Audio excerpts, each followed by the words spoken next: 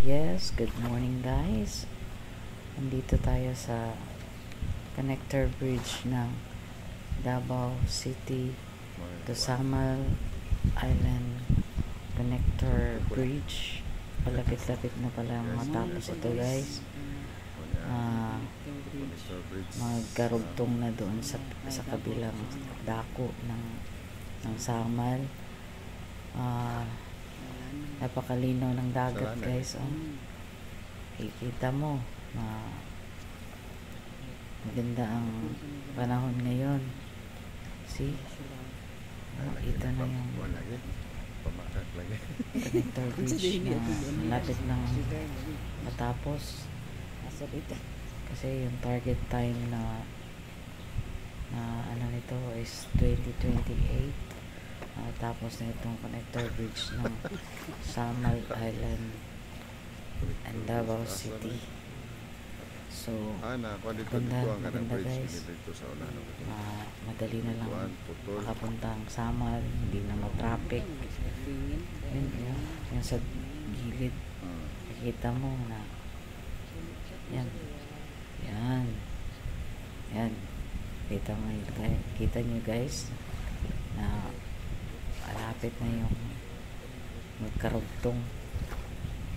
Tapos yung nasa gitna yung malaking open na para makadaan yung malalaking barko. Maganda guys, hindi ka na magpipila doon sa gilid ng napakalayo kasi so pag matapos na yan guys, hindi na masyadong yung pila sa sasakyan kasi dali-dali ng makapunta ng Samal, tsaka yung taga Samal makapunta ng Davao City. So madali na lang kasi ano ka lang ng sasakyan, dire-diretso na, wala ng pila. Ganda na guys. So dito nga kami sa ano guys, sa Insular Hotel. Dito kami mag-aabang papuntang Samal. Asa di ka mo to sa Samal? May pupuntahan kami. Naghintay kami ng speedboat. Ang ganda dito guys. Kuhan ka doon sa may Insular connector Hotel. bridge. Dire de mo sakay Patsimas. Tagal na rin na hotel ito. Tsaka malinaw din ang tubig. Yan o. Kitang-kita nyo o.